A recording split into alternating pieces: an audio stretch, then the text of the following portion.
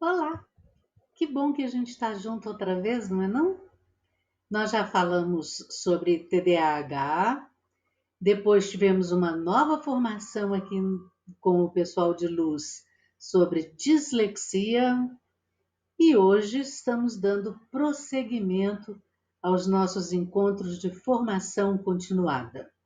Sem dúvida, uma gratidão imensa continua sendo ah, enviada para o prefeito Ayrton Duarte, a quem a gente agradece muito o apoio, e a nossa querida professora Rosimeire Ferreira, nossa secretária de Educação, Cultura e Esportes do município de Luz, Minas Gerais, querida professora Rose, cuja confiança no nosso trabalho tem nos deixado cada dia mais felizes.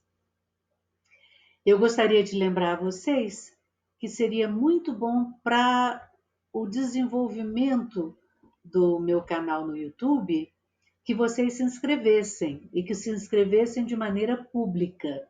Então, aqueles que ainda não o fizeram, por favor, clique em inscrever, clica no sininho, que sempre vai ter novidade, e agora mesmo vocês têm duas novidades lá.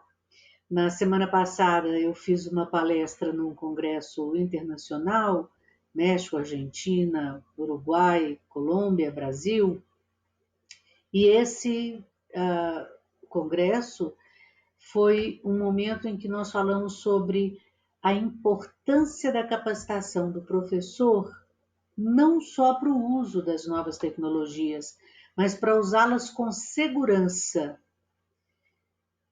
Já está lá no canal e ficarei muito feliz se vocês assistirem e me derem a sua opinião.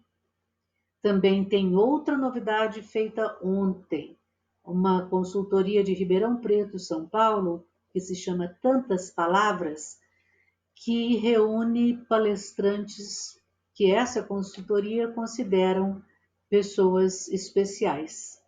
E eu estou nas nuvens, porque fui convidada para fazer parte desse grupo. Ontem fiz a minha estreia com uma palestra cujo título é Como motivar alunos que não estão nem aí. Portanto, fica aí o convite de irem ao canal e professora Lucília Panicé, doutora, para se inscreverem e assistirem. Hoje nós vamos falar sobre descalculia. E sobre descalculia nós vamos definir, vamos dar orientações sobre como ajudar, mas o mais importante disso realmente é que nós façamos uma diferença desde o início entre descalculia, ansiedade matemática, acalculia, termos que nós encontramos nos cursos, encontramos na literatura a respeito do fato, mas que nem todo mundo está completamente familiarizado.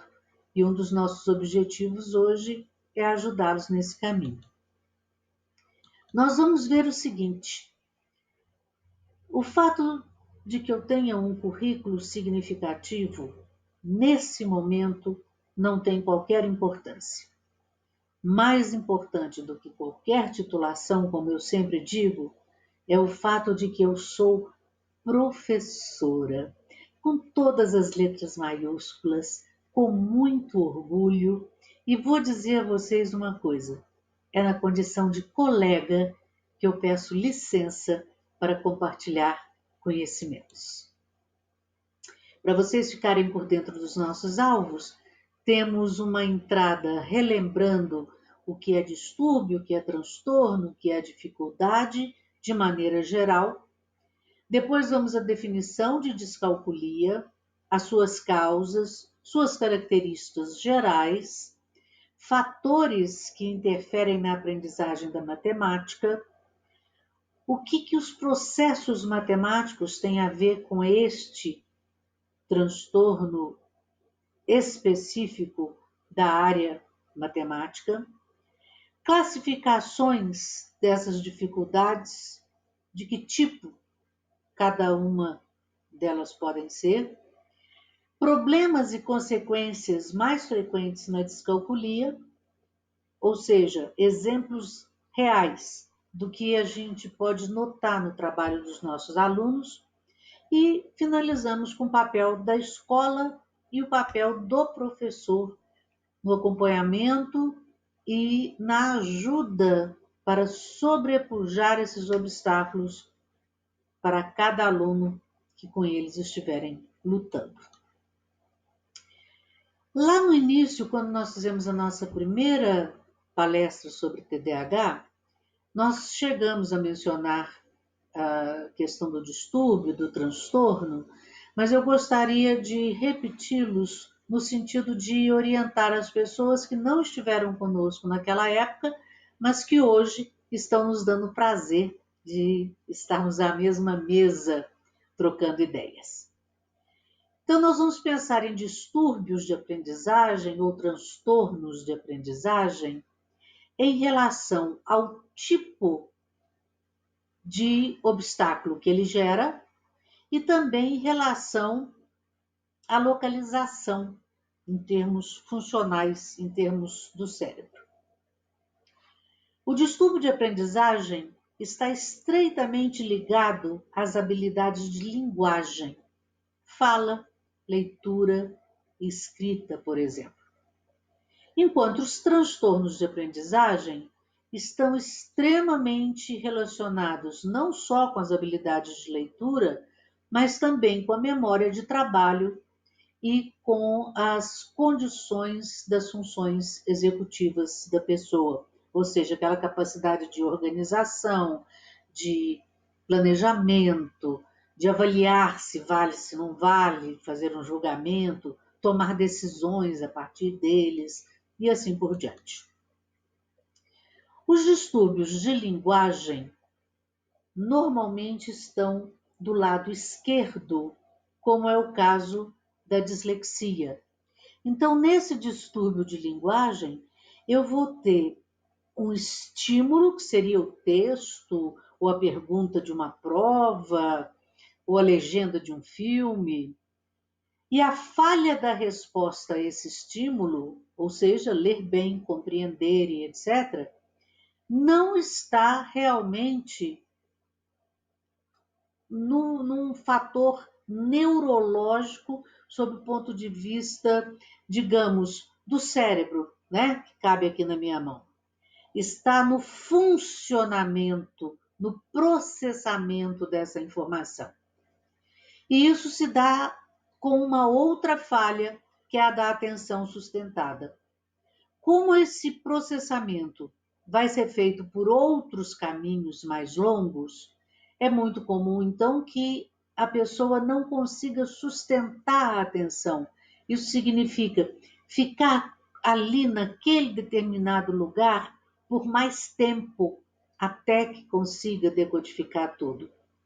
Porque automaticamente, por causa da falha no processamento nessa região, e outras regiões serem utilizadas para processar a leitura, o que vai acontecer é que essa leitura vai ser lenta, ela vai voltar muitas vezes num determinado lugar e acaba isso gerando um cansaço que não deixa a leitura ficar, desculpem, a atenção ficar sustentada pelo tempo que precisa.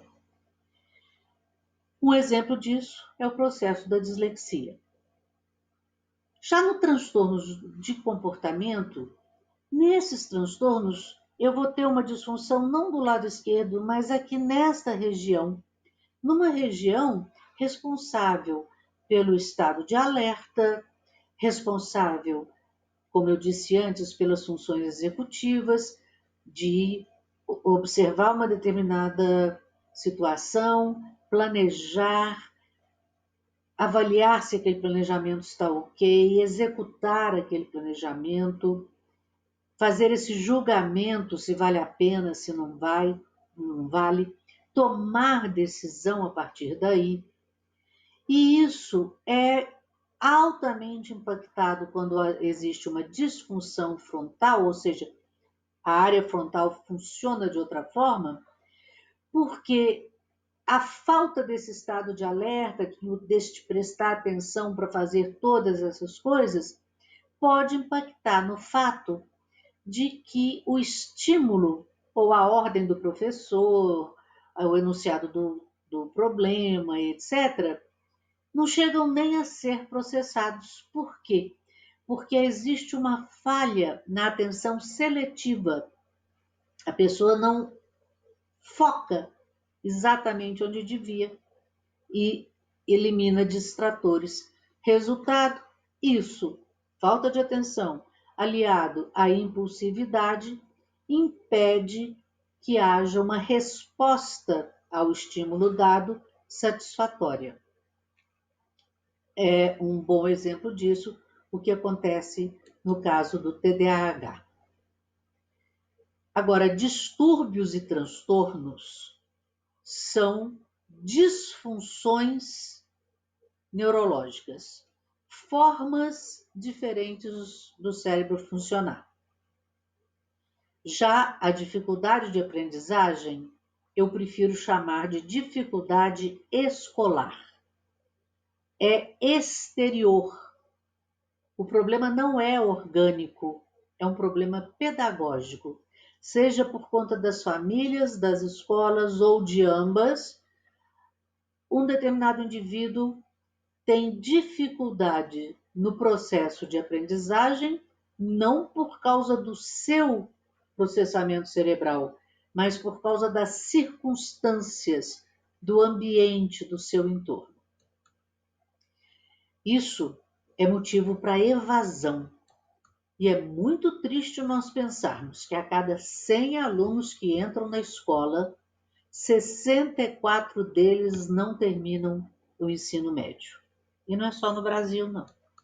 Os dados mundiais nos contam que 40 a 60% dos alunos que têm comprometimento acadêmico não têm distúrbio nem transtorno de aprendizagem. Eles têm, na verdade, dificuldades escolares, ou seja, dificuldades com a escola, a educação formal. E desse pessoal, somente 10% das crianças que têm essas dificuldades escolares realmente chegam ao ensino médio. A grande maioria no mundo todo abandona a sua educação formal. Um dos motivos é a ansiedade matemática. Nós todos já ouvimos alguém dizer assim: ai, como eu detesto matemática, né? Ou passo até mal antes de uma prova. Ai, tô suando frio, minha mão tá molhada. A gente já viu aluno que bota até um paninho para dar conta ali de fazer uma determinada prova e etc. Então nós vamos pensar no seguinte sentido: se essas sentenças são ouvidas, nós podemos perceber que essas crianças são ansiosas. Se elas são ouvidas em relação à matemática, elas já estão mostrando comportamento de ansiedade matemática. Na nossa cultura ainda temos um outro problema, não é? Culturalmente, a gente fala que matemática é muito importante, que matemática é muito difícil, que matemática é uma matéria de arrancar os cabelos.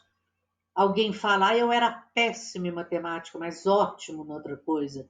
E isso vai se tornando aquilo que nós chamamos de um mindset, vai se tornando a mentalidade, aquilo que está gravado na mente da pessoa.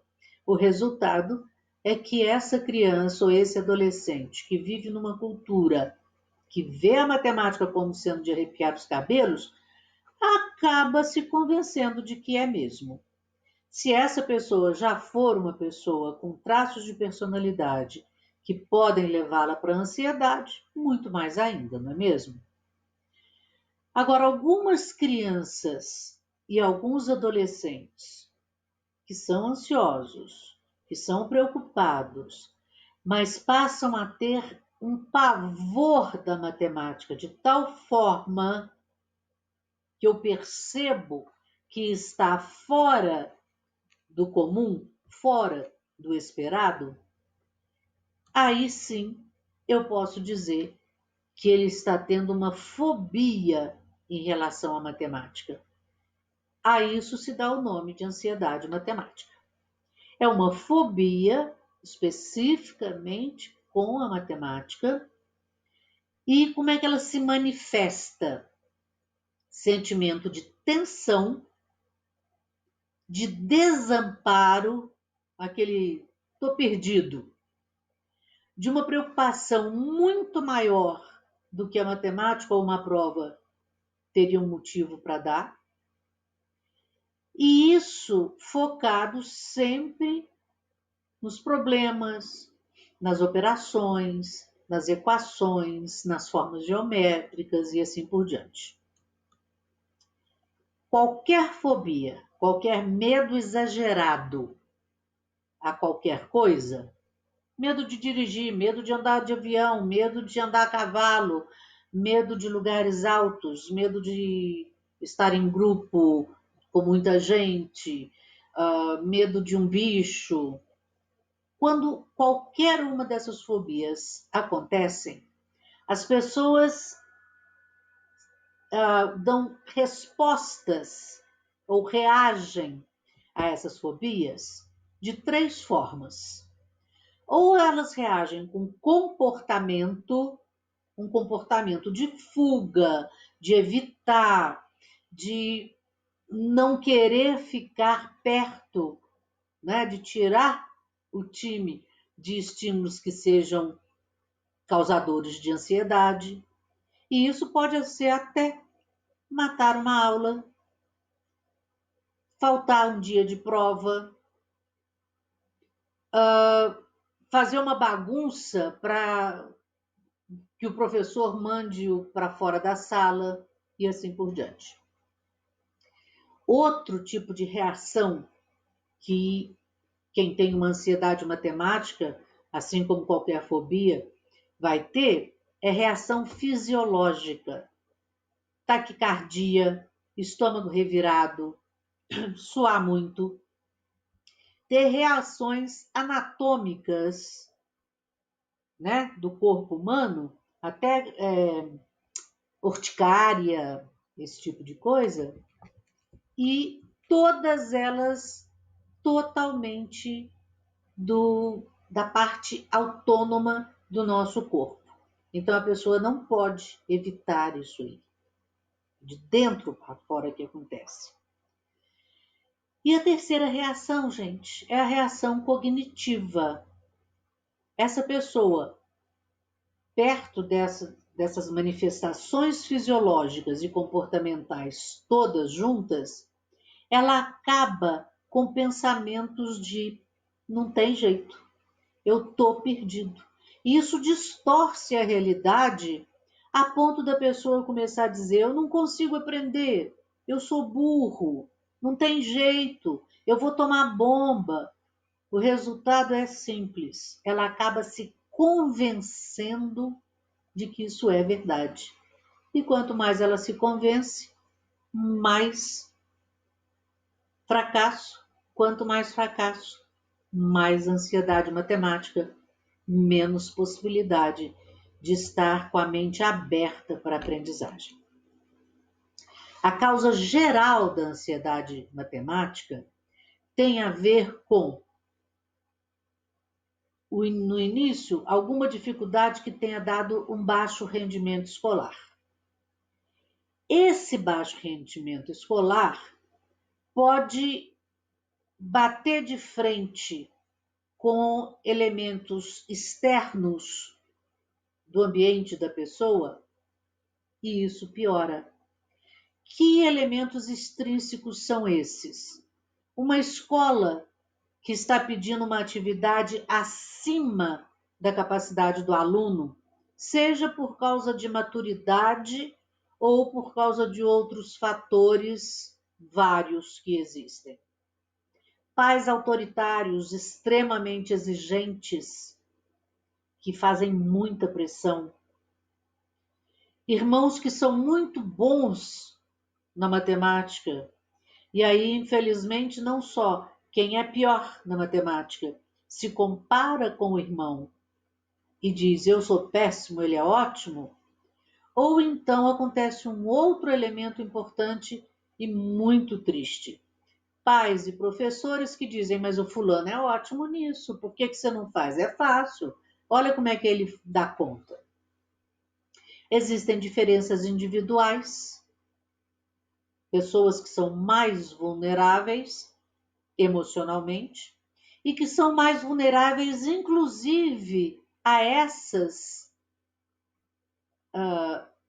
reações do ambiente em relação a ele, e isso tem a ver com a personalidade.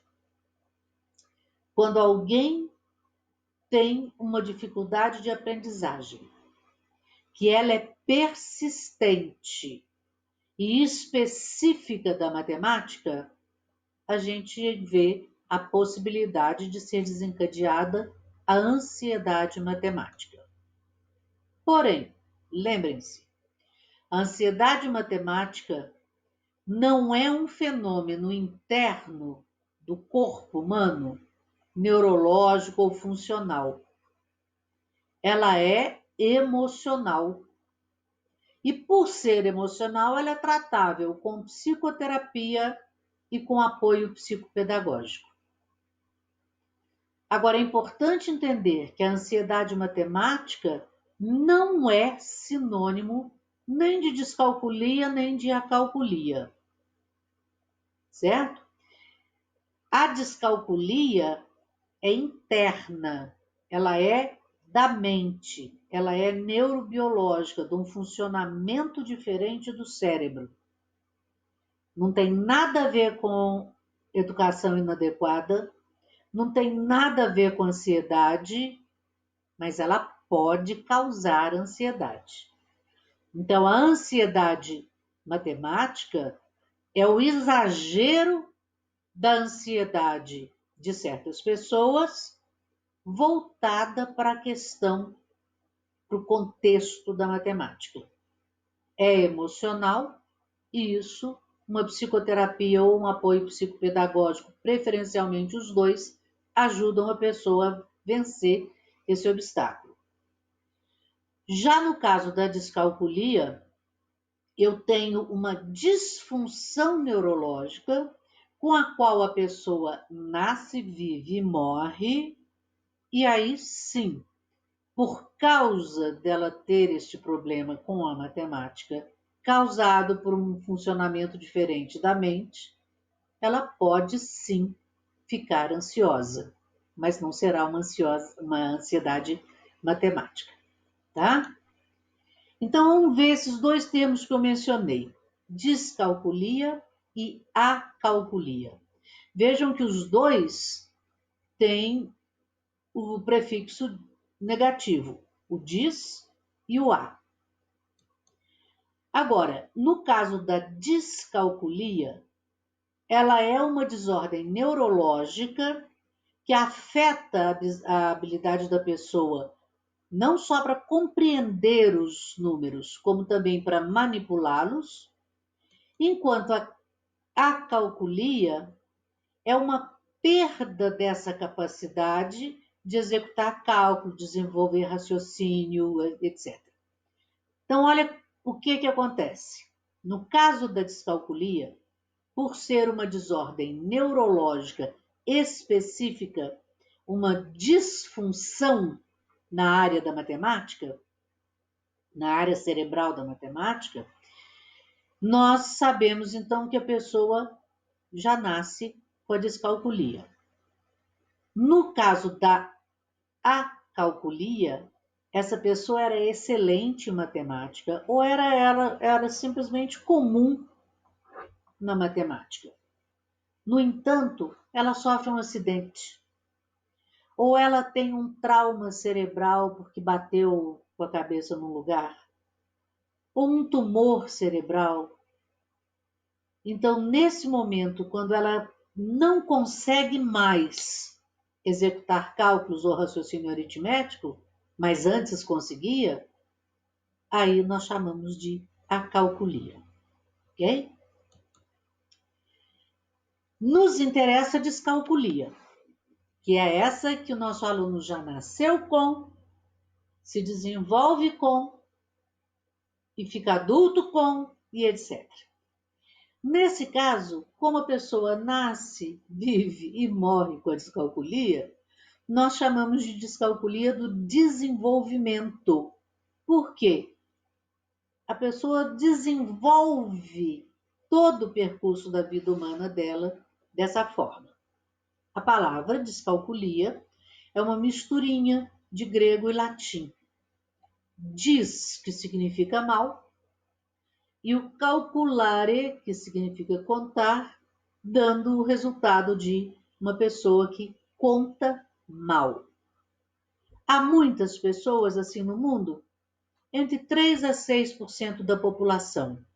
Por que essa diferença? Por que eu não falo que tem 3% ou que tem 6%?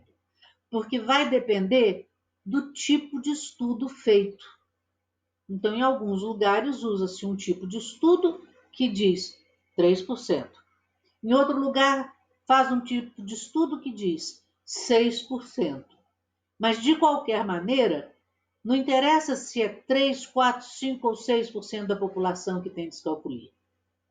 Interessa que ela existe. E é isso que nós, professores, precisamos reconhecer. Curiosidade? Se você olhar esse cérebro, é como se você estivesse olhando uma pessoa deitada de barriga para cima, com a cabeça para trás. Você está vendo o lado esquerdo e o lado direito do cérebro. Onde estão essas réguas? É onde você vai ter as regiões interligadas, porque nada no cérebro trabalha sozinho, né, gente? É sempre interligado. Mas as regiões que são responsáveis por nós termos nossos cálculos matemáticos e etc., olha como é que elas perpassam por todo o cérebro, tanto no lado direito quanto do lado esquerdo. É como se fosse um arco, como se fosse uma tiara, são essas regiões que lidam com a matemática, com o processamento das informações que entram no nosso cérebro através de tudo que nós temos no mundo. Então vamos para a definição de descalculia. Definição oficial. Descalculia é um distúrbio neurológico específico, né? Porque não é qualquer distúrbio, não é qualquer disfunção, ela é específica, porque o que esse distúrbio neurológico faz? Dificulta a aprendizagem, específica porque é a aprendizagem matemática, e isso acontece porque a descalculia impede que o indivíduo compreenda os processos matemáticos. Agora, olha o que eu coloquei em azulzinho aqui. Mesmo que ele tenha um QI normal ou acima do normal. Eu posso ter uma pessoa com altas habilidades de superdotação que é descalcúlica? Perfeitamente. Descalculia não tem nada a ver com inteligência, da mesma forma que não tem nada a ver com inteligência a pessoa ser disléxica. Tem a ver com a forma como esse cérebro processa informações. No caso do processamento, dos processamentos ligados aos elementos aritméticos e geométricos, eles são impedidos por meio da descalculia. Eu posso chamar a descalculia de transtorno de aprendizagem da matemática. Tá? Então, eu posso chamá-la de distúrbio neurológico específico do processamento matemático, posso chamá-la de transtorno de aprendizagem da matemática e posso chamá-la de descalculia escolar várias opções. A dificuldade específica envolve essas duas características. Há um déficit não só na integração dos mecanismos de cálculo, e o que eu quero dizer com isso? Quando eu vou fazer uma multiplicação, eu tenho que saber, por exemplo, aonde que eu coloco cada número, qual debaixo de qual. Eu tenho que identificar o sinal. Eu tenho que saber que eu começo a multiplicar quando são dois ou mais números, que eu começo a multiplicar e observem a dificuldade. Na hora de ler, eu leio da esquerda para a direita. Quando eu vou para a matemática, eu faço a conta multiplicando da direita para a esquerda. Isso pode parecer muito simples para quem é bom em matemática, mas para o cérebro que está aprendendo, isso é um obstáculo e tanto. E ele precisa ser, inclusive, avisado disso, de que a forma de ler uma conta da matemática, ou da subtração, ou da soma, é diferente de como se lê uma sentença. Ele também apresenta um esquema de déficit na resolução de problemas. Então, a resolução de problemas envolve, entre outras coisas, o mecanismo de cálculo e envolve memória. E nós vamos ver mais tarde que uma das dificuldades de quem trabalha e que tem a descalculia do desenvolvimento é que a sua memória não guarda dados anteriores que são necessários para todos os elementos serem interligados e daí chegarmos ao final e à resposta ideal do problema. Quais são as causas da dislexia? Cientistas ainda estão procurando compreender essas causas, apesar de já termos décadas de estudo a respeito disso. Quais são as indicações? Por exemplo, nós já sabemos que existe um fator, um impedimento, uma disfunção neurológica congênita ou hereditária. Então, nós temos certeza de que os genes estão envolvidos. E se eu tenho um disléxico na família, provavelmente eu tenho mais alguns nas gerações anteriores e terei outros nas gerações seguintes. Agora, o que causa esses genes terem essa diferença? É isso que ainda está sendo estudado. Agora, isso sob o ponto de vista neurológico. No entanto, eu posso ter outras causas. E outras causas que não seriam da dislexia do desenvolvimento, mas da dislexia escolar. Aquela dificuldade com a matemática causada pela escola. Por exemplo, uma causa linguística. Vocês já observaram? O sinal é o sinal de mais. Cruzinha. Sinal de adição. Ou seja, são várias as nomenclaturas utilizadas para o mesmo sinal.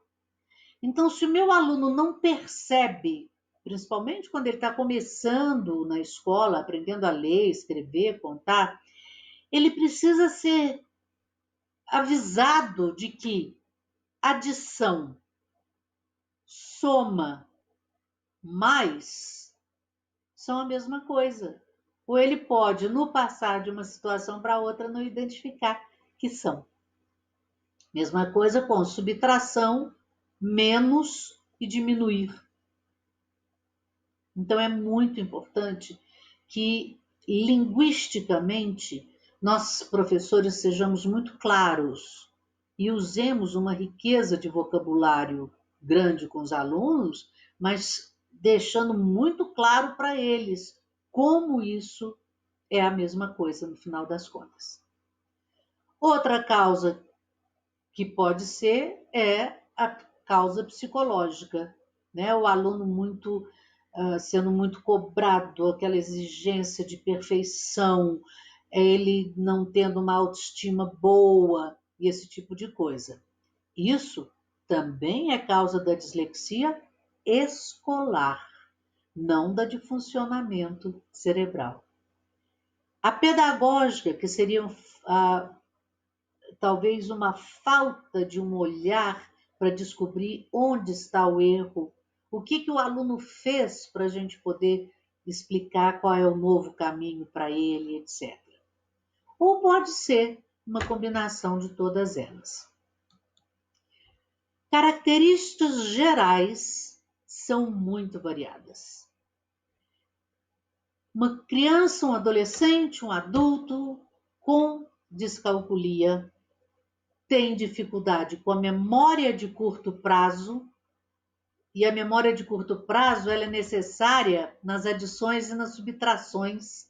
Na hora que eu levo um, tiro um, quanto que eu tirei mesmo e tal. Veja, vocês, mesmo devem acontecer isso, porque comigo acontece. Eu sou ótima em matemática, meu pai, inclusive, era professor de matemática, porém, na hora de fazer certas continhas, eu não posso deixar de escrever o 2 que foi, né? No meu tempo era foi, vai um.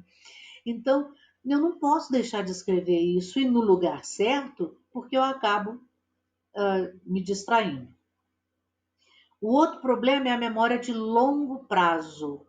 A memória de longo prazo é aquela que eu internalizo uma informação, armazeno essa informação e retiro de dentro da minha mente na hora que eu preciso. Ela precisa ser muito boa, do contrário, ela vai gerar prejuízo nas tabuadas. E aí, como é que fica? Eu quero que o aluno decore 2 vezes 2, 4. Ele pode até fazer ali naquela hora, mas ele terá memória de longo prazo comprometida. Então, ele não vai lembrar.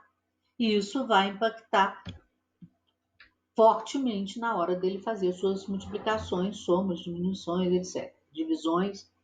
E aí, claro, outra coisa são os passos das operações. Aquilo que eu comentei para vocês, quando eu armo a minha continha, eu preciso ter os números em cima, os de baixo tem que estar no lugar certo, eu preciso ter um sinal, e esse sinal tem que estar de acordo com o que eu vou fazer. Eu preciso ler da direita para a esquerda para somar, diminuir, multiplicar. Além disso, eu preciso saber exatamente aonde que eu coloco os meus resultados. Com 2, 3 números, então, aquela coisa de arredar uma casa, esse elemento todo. Essas são regras que têm que ficar guardadas na nossa memória de longo prazo.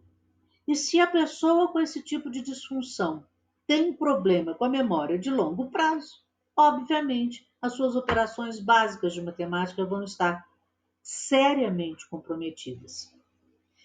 Uma outra dificuldade, formar imagens mentais. Muitas vezes o professor quer que o aluno faça, inclusive, cálculos orais, né?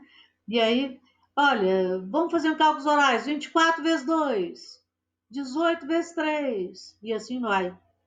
Se para fazer isso eu tenho que montar a conta na minha cabeça, eu tenho que botar dentro lá da minha mente o 18, o vezes e o 3, fazer o risquinho e fazer a multiplicação, como se passasse um filme.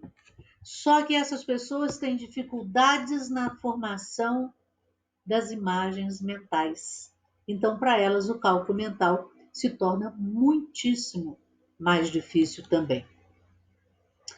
Qual que é o resultado disso? A dificuldade da memória de curto prazo, de longo prazo e de formação de imagem mental para a matemática resulta em lentidão extrema, problemas com a orientação espacial, onde escrever o quê, dificuldade para lidar com as operações, o passo a passo, esquece o que é para fazer de lição, então o professor fala, olha, vai ter que fazer lição um para casa, ou o que seja, da página tal a tal. Mas a memória não ajuda. E aí, esquece. Dificuldade com qualquer tipo de cálculo mental. E, muito importante, dificuldade de lidar com grande quantidade de informação de uma vez só. E, gente, para todo aluno isso é importante, não é só para quem tem TDAH, dislexia, descalculia, etc. É importante que as orientações, que as ordens ou as explicações sejam dados em grupinhos, em frases curtas, elementos um por um, explicando e conferindo se entenderam, mas não é só perguntando, entendeu? Porque eles vão dizer que entenderam para não ficar mal. Então, é além do mais, entenderam? Então, me dá um exemplo, porque é através dessas perguntas de controle é que eu vou saber se entenderam realmente. Há dificuldades frequentes, não só com o número, mas também com confusão dos sinais. Trocar mais por menos, vezes pelo dividido, etc. A dificuldade que essas pessoas têm com o senso de direção, norte, sul, leste, oeste, com a propiocepção, com a percepção do próprio corpo, para cima, para baixo, para um lado, para o outro, isso influencia na montagem das operações também. E, consequentemente, é um desastre. Inabilidade para dizer qual dos dois números é o maior. E quantas vezes existe aquele tipo de exercício de ordem crescente ou decrescente, não é? Mas se ele tem inabilidade de dizer qual dos dois números é o maior, porque ele confunde a questão de maior com tamanho, ao invés de quantidade, de novo entra aí o problema linguístico da matemática. Qual número é o maior? O maior é aquele que tem 10 centímetros ou aquele que tem 5? Não. Qual dos números indica maior quantidade? Essa é a verdade, né? Melhor em assuntos que requerem lógica mais do que as fórmulas. E então entra aí uma curiosidade. O raciocínio lógico dessas pessoas é melhor do que aquele que ele precisa aplicando fórmulas. Eu já sabendo disso, vou ter um cuidado maior ao explicar as fórmulas e sua aplicação para esses alunos. A dificuldade não é só com coisa difícil, não. Pelo contrário, as dificuldades estão nas tarefas diárias mais simples.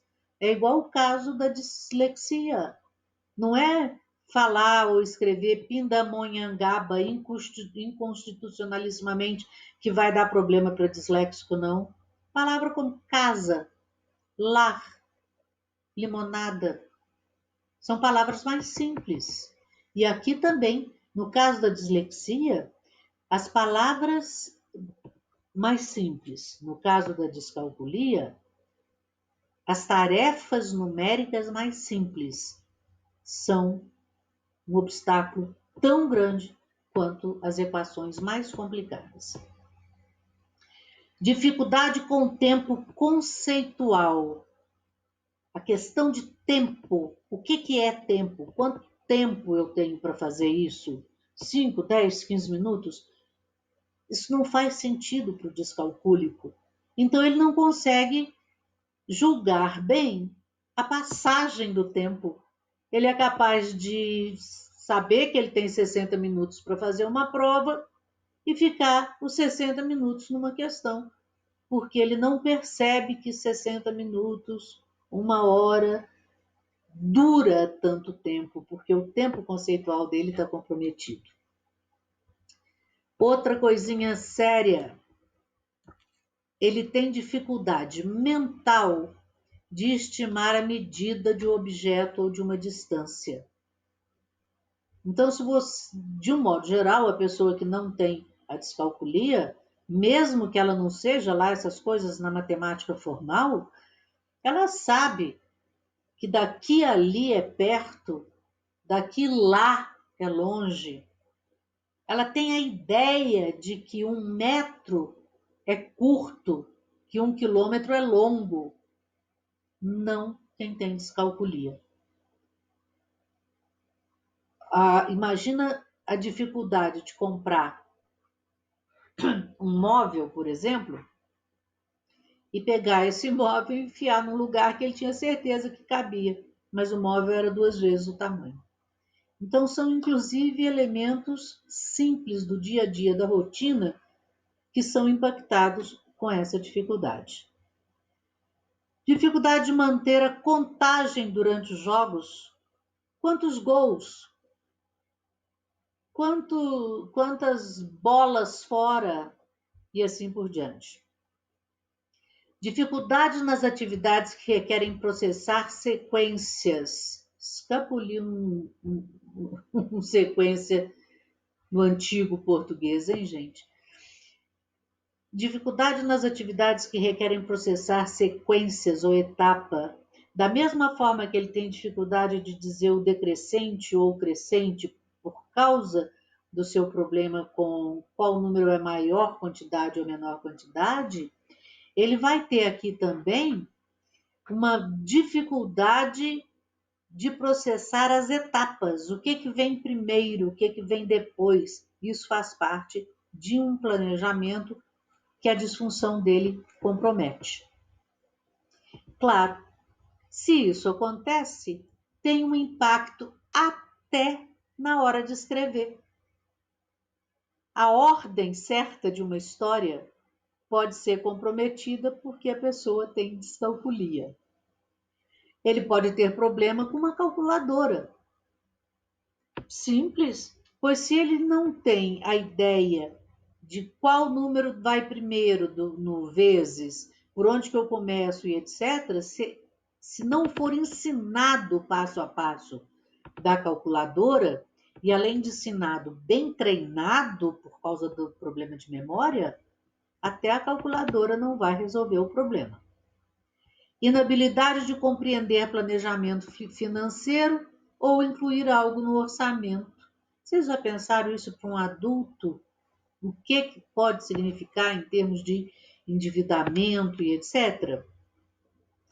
E a circunstância, ou seja, o ambiente em que esses problemas todos estão ocorrendo, a forma como esse aluno está sendo acolhido, a forma como essa criança, esse adolescente está sendo julgado em casa, pode conduzir a extremos de uma fobia ou ansiedade da matemática, que vai necessitar, inclusive, de um tratamento psicoterápico. 5 fatores interferem na aprendizagem matemática. Então, vamos ver quais são os fatores que interferem por causa dos processos. Entre os processos matemáticos, nós temos os fatores cognitivos, que são da aprendizagem propriamente dita, né? Os fatores cognitivos são os fatores do pensamento para a aprendizagem. Olha as dificuldades de quem tem descalculia. Guardar informações, estabelecer relações, estender os aspectos de uma situação para outra, ou seja, fazer transferência. Aprendeu uma coisa na aula de matemática, ele terá dificuldade de pegar este tema, este assunto que ele aprendeu e levar para a aula de física, transpor. Tomar decisões e fazer julgamentos, levantar hipóteses e concluir, organizar, transferir, generalizar, abstrair, trabalhar com abstrato e usar essas estratégias todas para resolver problemas. Alguns fatores são psicomotores. Quem tem descalculia tem uma disfunção no cérebro um funcionamento diferente, e esse funcionamento diferente interfere na área psicomotora também. Por exemplo, a dificuldade, como eu comentei antes, da percepção de si mesmo, que nós chamamos de propiocepção. Então, na propiocepção ou na percepção do seu corpo, essa dificuldade dele perceber se está para o alto, para baixo, para um lado ou para o outro, vão interferir até mesmo na hora de montar as contas. Por quê? O professor vai dizer, você vai ler da direita para a esquerda, mas ele tem problema para identificar qual é a direita e qual é a esquerda. E esse não é um problema porque ele não saiba, é um problema porque o cérebro dele não percebe essa diferença, tá? Então, nós temos que ser muito concretos, trabalhar com concretude para as pessoas complementarem as suas deficiências nessa área.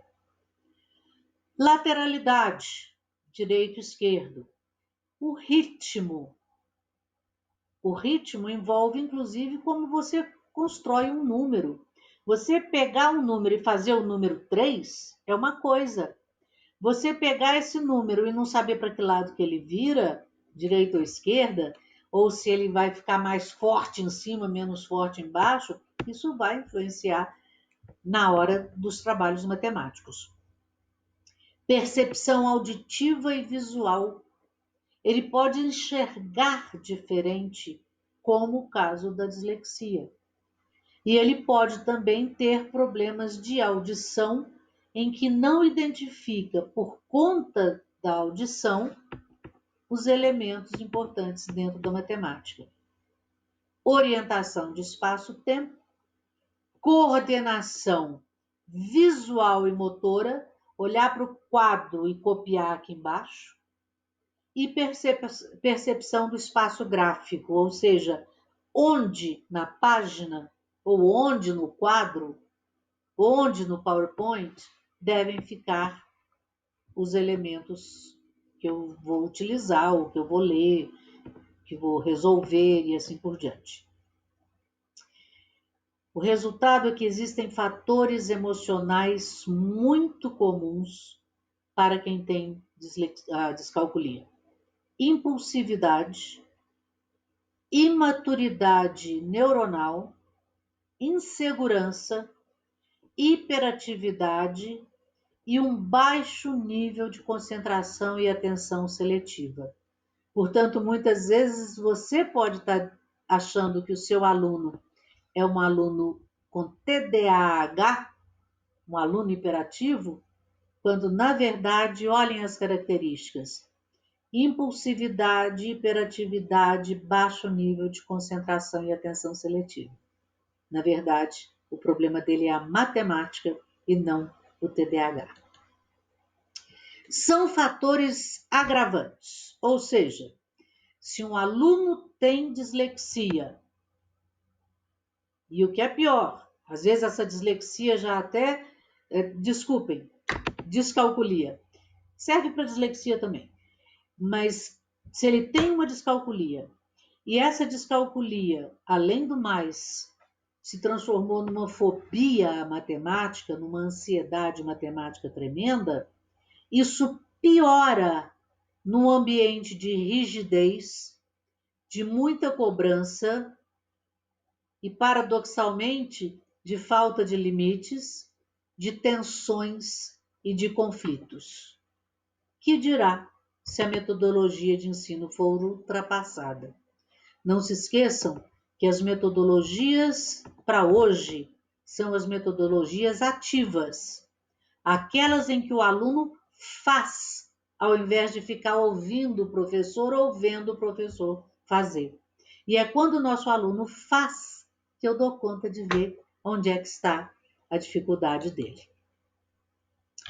Entre os processos matemáticos, e aí a gente pode lembrar desde lá do Piaget, nós vamos ter aquele de conservação, em que mesmo com formas variadas, a quantidade vai permanecer igual.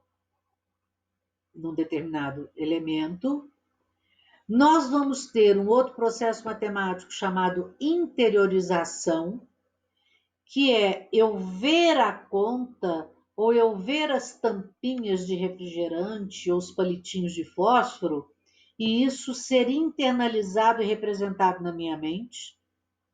Eu vou ter a reversibilidade, saber que eu posso começar, mas eu posso voltar ao início e refazer. Ou então aquela ideia de que eu uso essa estrutura ou essa estratégia muitas vezes, eu somo alguma coisa e aí eu diminuo para ver se está certo. Ou ao contrário, né? O aluno terá dificuldade naqueles processos. Agora, essas dificuldades podem ser naturais, faz parte, né, da dinâmica da aprendizagem, e à medida que o aluno vai se desenvolvendo, elas vão se corrigindo naturalmente, porém, algumas são verdadeiras, não exibem uma evolução favorável. Então, o que acontece? Os alunos, de um modo geral, primeiro, segundo ano, terceiro ano, eles têm certas dificuldades quase que previsíveis, não é mesmo? Mas à medida que vão amadurecendo e treinando mais e colocando mais a mão na massa, essa coisa toda, eles vão se libertando daquilo. Só que quem tem descalculia, assim como quem tem dislexia, não apresenta a mesma evolução que os colegas. Você percebe que a inteligência é normal. Está indo muito bem em língua portuguesa, está indo muito bem em ciências, está indo muito bem em várias matérias, só na matemática que não. Isso é um sinal de alerta. Agora, a classificação pode ainda nos indicar uma dificuldade secundária quando ela faz parte de um quadro maior. A determinada criança ou determinado adolescente tem um déficit global de aprendizagem. Né? Ele tem um problema com, vamos supor, transtorno do espectro autista, ou ele pode ter uma deficiência intelectual, uma síndrome de Down, ele pode ter outros aspectos, e entre eles a matemática. Portanto, essa dificuldade da qual nós estamos falando é a descalculia verdadeira. Aquela em que, quando todos ultrapassam aquele obstáculo X, se tornam mais amadurecidos para lidar bem com esses aspectos, tem um, dois ou três alunos que não estão acompanhando o grupo. E esses 2 ou 3 alunos não têm nenhum transtorno global de aprendizagem. Então, significa que é específico da matemática, o que aponta para o risco de ser uma descalculia. Quais os problemas mais frequentes? E aqui eu gosto dessa parte, porque essa parte vai mostrar o real, exemplos de verdade que a gente percebe nas salas de aula. Primeiro, é essencial que o professor acredite que alguém com descalculia realmente não consegue entender o que é pedido. Não está fazendo de bobo, não é burro, não é distraído. Falta a essa pessoa uma ferramenta no cérebro que permita sacar qual é a da matemática. Portanto, não entende o que a professora pediu. Porque não entende, não consegue descobrir a operação necessária só de ler um problema. Joãozinho tinha 14 canetas Deu uma para o irmão. Com quanto ela ficou? Gente, isso é tão simples e errou. Não, isso é tão simples para quem não tem descalculia. Porque para quem tem descalculia, dizer que tinha 14 e deu uma não é o suficiente para ele saber que é 14 menos uma, que é 14 tirando uma. Então, o concreto é muito importante. Eles se complicam muito para diferenciar o direito e o esquerdo. Logo, por onde começa a sua continha é um problema. É muito difícil para quem tem descalculia entender a relação de quantidade, quanto que é meia dúzia. A meia dúzia é 6, tá? E quanto que é 6? É mais ou menos do que 4. Isso é difícil. A mente dessas pessoas não tem uma ferramentinha para que isso seja facilmente entendido, a menos que pelo concreto. Relação de ordem, de espaço, de distância e de tamanho. Agora vamos ver como é que isso aí é visível na hora que a gente percebe. Importante, lembram do pensamento operatório? Do pensamento do Piaget? Das fases de pensamento do Piaget? Pois é. Necessidade absoluta de concretizar as operações. Então, quem tem descalculia não pode largar os palitinhos de fósforo, as tampinhas, o pauzinho de picolé, lá quando começou a aprender matemática, não. Ela precisa do dedo, ela precisa dos lápis, ela precisa de fazer tracinho na prova, coisas reais, tá? Impossibilidade de realizar cálculo mental. Portanto, ela será muito injustiçada se forem dadas provas orais de matemática. Ela tem dificuldade de compreender os conceitos das operações fundamentais. O que ela tem dificuldade? De entender o que é mais, o que é menos, o que é vezes e o que é dividido. Dificuldade no manejo da reversibilidade das operações.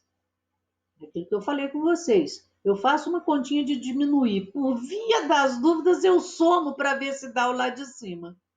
O descalcúlico tem problema com isso. Dificuldade para estabelecer as operações para resolução de problema. Lembra, ela tem dificuldade com abstrato. Se ela tem dificuldade com abstrato e com a organização e com a ordenação, é difícil ver o que é que está no caminho daquele problema para ela poder montar o esquema todo. Outro grupo de dificuldades são as dificuldades espaço-temporais. Por exemplo, a inversão na escrita dos numerais. Não vamos pensar em escrita espelhada, não. Isso a gente fica muito preso a coisa só escrita de palavra e uma determinada idade. É possível que o 3 ou o 5 ou o 9 de uma pessoa com descalculia apareça invertido. Fica atento para isso. Por causa dessa possibilidade da inversão do número, pode também haver a inversão na posição dos algarismos. Você está ditando alguma coisa e diz o seguinte: minha turma tinha 37 alunos. Saíram 10. Quantos ficaram? Aí o aluno diz que ficaram 63. Você fala, tá louco, sabe nada, nem pensar pensou. Não, é porque quando você falou 37, ele escreveu no ditado 73. Tirou 10, ficou 63. Falha na ordenação das colunas. Então, 85 mais 6, em vez de botar o 6 debaixo do 5, ele monta no lugar errado. Por que não sabe? Não. Porque além de não ter compreendido que isso é importante, ele tem aquele problema com espaço, distância, direito, esquerdo e etc. Então, o professor precisa estar atento para ver se não é simplesmente dizer, bota esses 6 aqui. É mais garantido você fazer isso do que deixar o aluno errar sem saber por quê. Então, olha lá, ele fez a conta certa, 5, 8, 6, 14. Então, você vai me dizer que o menino desse não sabe matemática? Sabe. Faltou a ele uma organização espaço-temporal, que faz parte do quadro de descalculia. Operar na ordem inversa. Se nós lemos da esquerda para a direita, ele precisa ser alertado que em matemática é da direita para a esquerda. Assim mesmo, na divisão, eu vou ter que olhar primeiro para o lado esquerdo mesmo, né? Então, olha lá, 54 com 78. O que ele fez? Estão vendo? 5 e 7, 12. Agora, olha, ainda virou o seguinte, 12. Então, foram 2.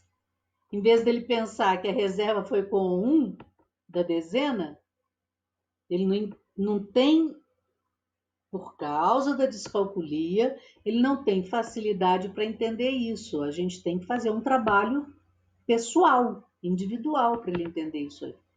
Então, olha lá, 7, 5, 12. O 2 subiu. 4 e 2, 6 e 8, 14. Aí ele bota o 4. Mas por que ele não botou 14? Ele viu que já tinha 1. Isso é o que acontece no cérebro. Quando você pede um aluno descalcúlico para ele explicar o que aconteceu, ele diz. E ele diz dessa forma. E um dos sinais é esse. Tá? Dificuldade para reconhecer e discriminar as figuras geométricas. O que é um paralelepípedo? O que é um losango? O que é um quadrado? O que é um oval? O que é um círculo? Ele tem problema espaço-temporal. Automaticamente ele tem problema na geometria também. Às vezes é a questão de falta de atenção. Mas a falta de atenção dele não é porque está brincando, porque está viajando na maionese, não. É porque o cérebro dele tem problema com a concentração, com selecionar elementos. Por exemplo, ele pode pular passos de uma operação. Fez certinho? Sob o ponto de vista temporal e espacial? Fez. 2 vezes 4, 8. 2 vezes 3, 6. E não fez a parte do 1. Então é importante numa prova, no exercício, que o adulto que não tem dislexia, né, porque se tiver não vai adiantar nada, que o adulto acompanhe e observe, ó, você esqueceu esse de multiplicar 1. Multiplica aí agora. Tá? A gente precisa estar junto das pessoas que precisam da gente junto. Errar sinal nas operações. 30 e 10, 40. Passou batido que era menos, ele viu 30 e o 10 foi para 40, sem perceber que o menos era para tirar. Ah, lembrando aqui, um amigo meu que é adulto e tem dislexia e descalculia e é TDAH e etc. Vamos fazer uma live com ele uma vez, com vocês presentes, vocês vão se divertir. Ele disse que o maior problema dele com sinais era o seguinte: quando o tio dele morreu, e era um tio que ele amava, ele foi no enterro e puseram uma cruz na cova do tio. Então, isso internalizou para ele como cruz é sinal de perda. Então, ele errava todas as contas de mais, porque quando ele viu mais, ele diminuía. E outra, o menos na mentalidade dele, de descalcúlico, era como se fosse uma pontezinha. Então, o 30 estava ligado ao 10 pela ponte, e não tirando 10, não diminuindo 10. Quer dizer, hoje, adulto, ele explica isso, mas a duras penas passou pela escola repetindo vários anos, porque ninguém percebia o que estava acontecendo. Repetir um ou mais números numa série numérica. Lembra, além de ter dificuldade com a sequência, ele ainda tem a dificuldade com a memória. Olha o resultado. 1, 2, esqueceu do 3 e foi para o 4, mas também não percebeu que estavam 2, 4, não. 5, 6, 7, aí repetiu 7, 8, 9, 10. Ou intercalar um ou mais números que não são pertencentes à série. Lembra aquela coisa terrível? Que eu não sei para que precisa isso. Por que a escola tem que ensinar isso? Na vida real a gente não usa isso. Aquela coisa de 2, 4, 6, 8, 10, 3, 5. Aí no outro eu boto 5, 15. Eu tenho que sacar que o outro, então, é 20, 25 e assim por diante. Isso para o descalcúlico, nossa, é uma terrível situação. Intercalar uns números, 2, 4, 6, 8, ele olha e fala, tem uma coisa esquisita aqui, depois do 4 tem 5, ele bota o 5 numa ordem sem cerimônia, ele não percebeu a sequência numérica que estava sendo exigida. Alguns são transtornos da estrutura operacional. Por exemplo, em alguns casos ele não sabe o levar e o pedir, né? Levar para um lado, pedir emprestado para o outro, esse tipo de coisa, além do fato de que a noção espaço-temporal já cria um outro problema, que é o problema da localização desses números que vão e voltam e etc. Então, olha esse primeiro exemplo aqui. 432 menos 279. Ele me responde 247. Aí você fala, gente, de onde é que ele tirou esse número? Se você perguntar, quando seu aluno errar na matemática, você falar assim, me explica como é que você chegou nesse resultado, ele vai te explicar. E aí você vai ter condições de corrigir o percurso dele, ensinando o que é real. Olha o que ele fez. Ele viu o 2, entendeu que era um 2, e desse 2 ele tirou 9, deu 7.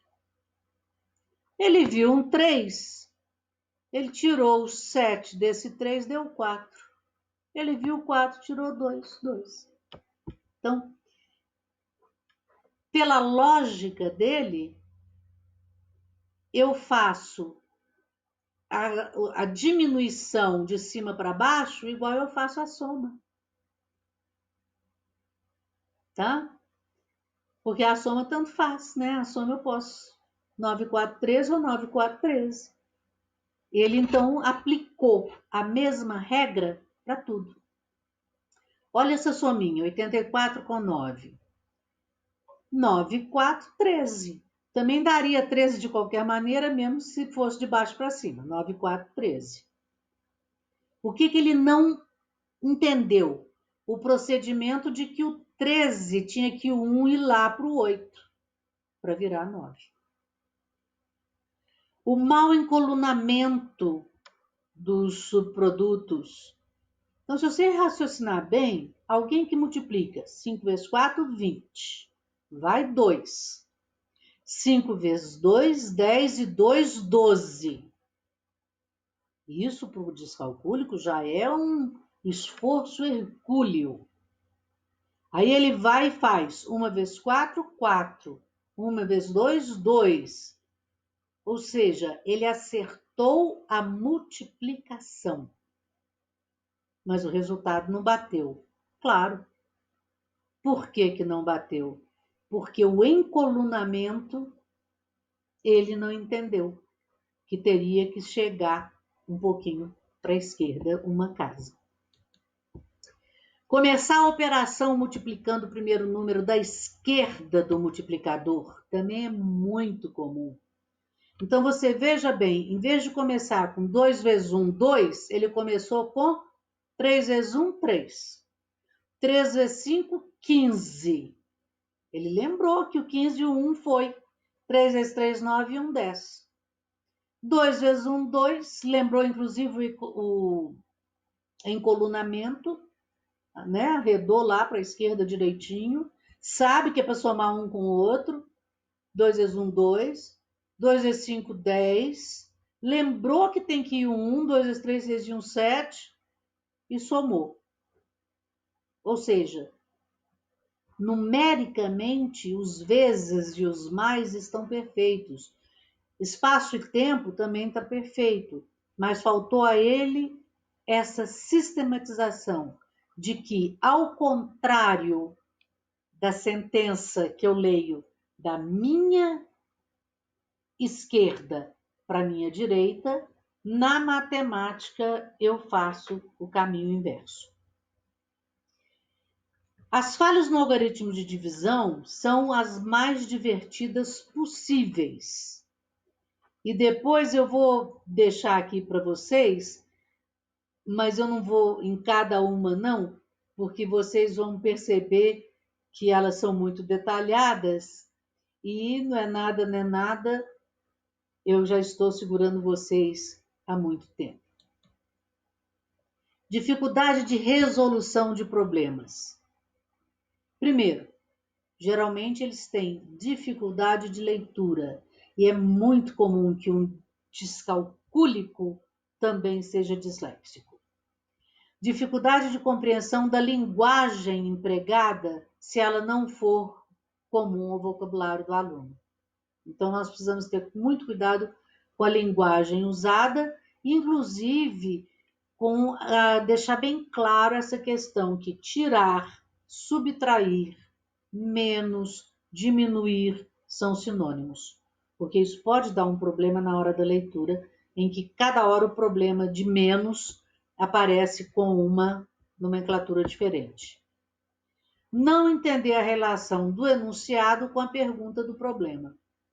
Portanto, não vamos exagerar em contar a história do descobrimento da América para no fim perguntar quantas caravelas faltavam se por um acaso só a mina apareceu na figura, né? Então temos que ter muito bom senso ao montar o enunciado de um problema.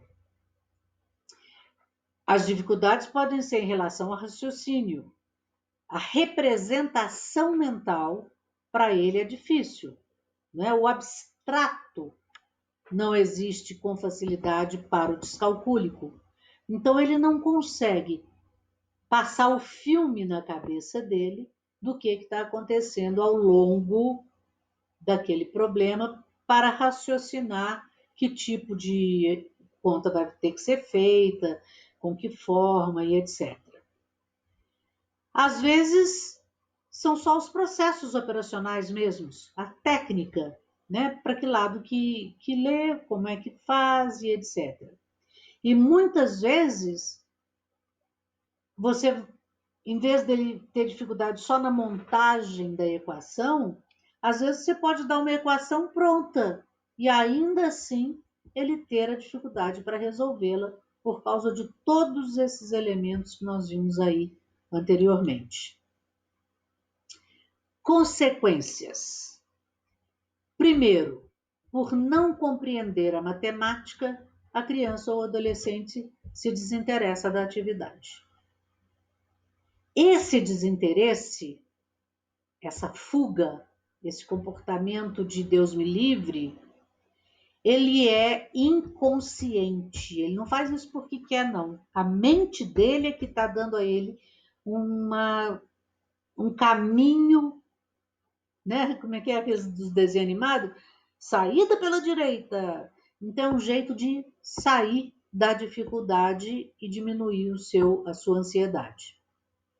Isso, algumas vezes, é entendido por pais e professores como preguiça. Não é. É falta de compreensão mesmo. O resultado desse abandono das atividades de sala ou de casa geram uma autoestima baixíssima, porque isso vai refletir na briga dos pais, na briga dos professores, nas notas baixas, nas chacotas, no bullying dos colegas. Essa autoestima baixa começa a gerar uma ansiedade extrema. E essa ansiedade extrema pode sim levar o nosso aluno a um quadro depressivo severo. 46% das crianças que são diagnosticadas com ansiedade ficam doentes por pelo menos 8 anos. Gente, olha a nossa responsabilidade. Se eu não evitar que um dos meus alunos desenvolva ansiedade por causa dos seus problemas escolares, ela vai passar toda a educação básica com problemas de ansiedade, com problemas emocionais que afetam terrivelmente não só o desempenho acadêmico, mas as relações pessoais, as atividades cotidianas, e isso pode ter seríssimas consequências. De 65% a 85% dos presos na América do Norte e na Europa, quando testados, mostram sinais de dislexia, descalculia e TDAH. Comentei com vocês outro dia. Quer dizer que isso gera ser preso? Não. Isso não gera delinquência. O que gera delinquência é o disléxico, o descalcúlico ou o TDAH abandonar a escola, se sentir com extrema ansiedade, depressão e, a partir daí, partir para inadequações sociais. Qual seria, então, o papel da escola? Primeiro que tudo, adequar o meio acadêmico às necessidades individuais do aprendente sempre que possível. Isso significa identificar as dificuldades e oferecer alguma forma de acompanhamento para que as pessoas com essas dificuldades mais significativas possam ter um apoio extra. Um desses apoios, claro, é a sala de recursos. E, infelizmente, muita escola esperando laudo para deixar ir para a sala de recursos, quando o próprio MEC já publicou uma nota técnica dizendo: aguardar por laudo para alguém ser atendido numa sala de atendimento educacional especial não é necessário e, inclusive, é ilegal, porque vai contra a instituição que diz que todos têm que ter chance. Atuar junto à família quando as expectativas geram conflitos na aprendizagem. Ou seja, às vezes a família procura a escola porque quer que o aluno seja perfeito naquilo e o aluno não está indo bem. Então, é explicar, fazer uma formação continuada, não só com os professores, mas também com as famílias, para elas entenderem essas coisas que existem e ver em que podem ajudar. Agora, claro, muitos professores dizem: mas e quando a família não está nem aí? Trabalhemos em dobro, então. Porque quando a família está conosco, já é difícil para a criança, para o adolescente. Quando a família não está nem aí, nós, professores, somos a única coisa que esses meninos têm para não desistirem de si mesmos. Casos suspeitos devem ser encaminhados, não é? Ou para uma análise da psicopedagoga da escola ou do psicopedagogo da escola.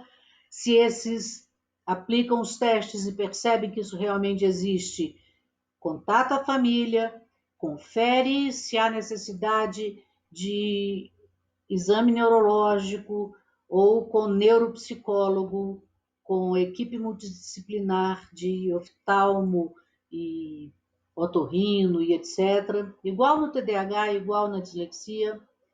E lembrando que há um detalhe, às vezes a pessoa depende da família assumir que precisa levar nos médicos ou no neuropsicólogo e etc. Nesse caso, se por um acaso a família não estiver nem aí, é obrigação, isso está na lei, é obrigação da escola fazer uma denúncia formal junto ao conselho tutelar, porque essa família está fazendo um abandono de incapaz. E mais, a questão financeira. Quando a família não tiver condições, acionem o Ministério Público. O Ministério Público mandará a Secretaria de Saúde criar condições para a família fazer gratuitamente os seus exemplos. Isso sem a gente pensar em CAPES e etc. E tal. Papel do professor. Primeiro que tudo, você precisa identificar o tipo de erro cometido pelo seu aluno. Portanto, quando seu aluno cometer erro de matemática, peça a ele, em vez de só fazer um X vermelho em cima, peça a ele para te contar como é que você chegou nessa resposta. Porque quando ele te contar, às vezes ele nem é descalcúlico. Às vezes ele simplesmente não tinha percebido ainda que a leitura não é da esquerda para a direita, mas que é da direita para a esquerda. Tá? Então, primeira providência, identifique o erro perguntando ao aluno como que ele chegou na resposta.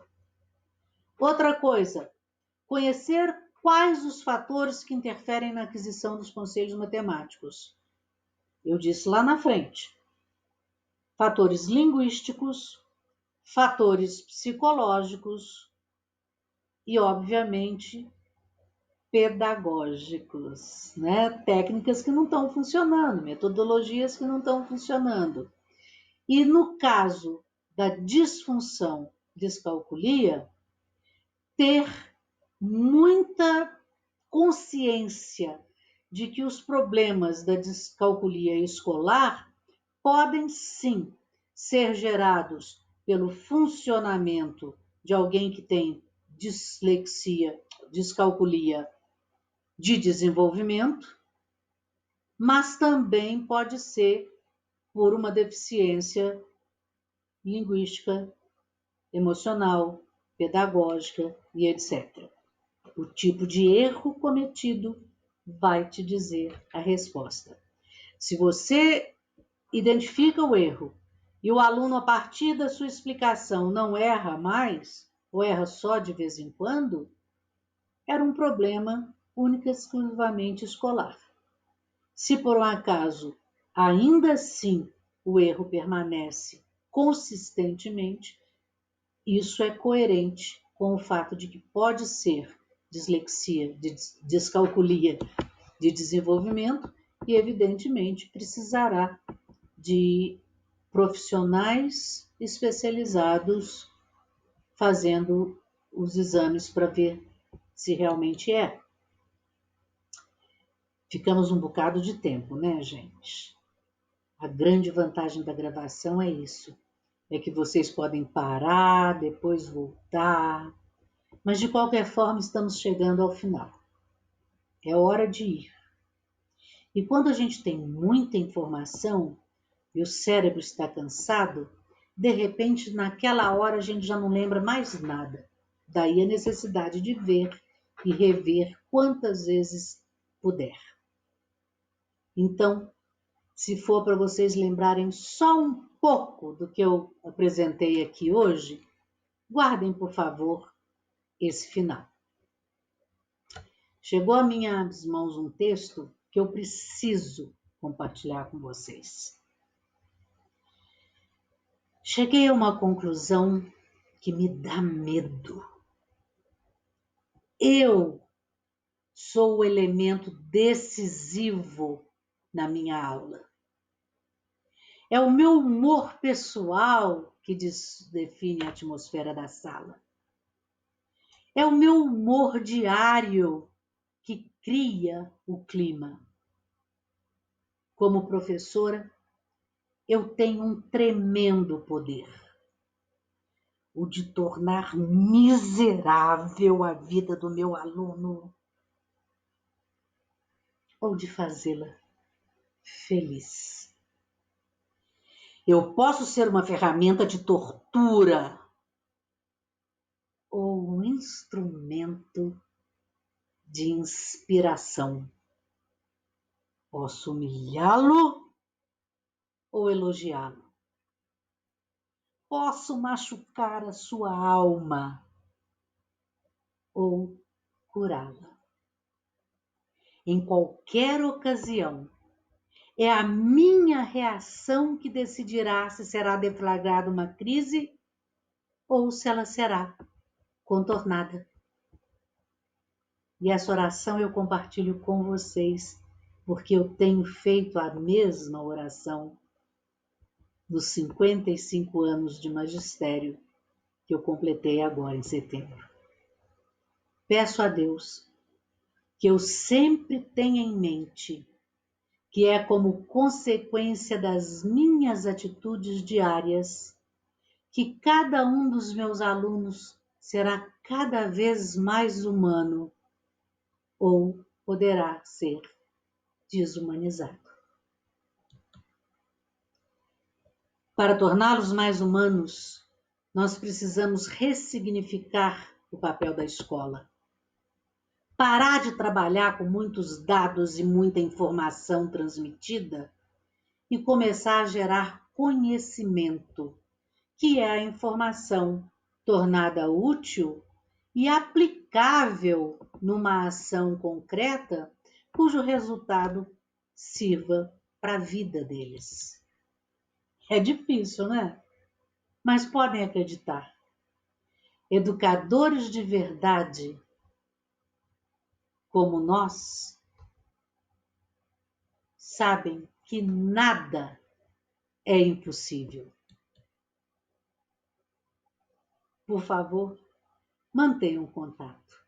Vamos continuar trocando ideias, não só para vocês aprenderem comigo, mas que eu aprenda com cada um de vocês a partir de hoje também. Muito obrigada a cada um que esteve aqui pacientemente. Muito importante ter tido a sua presença.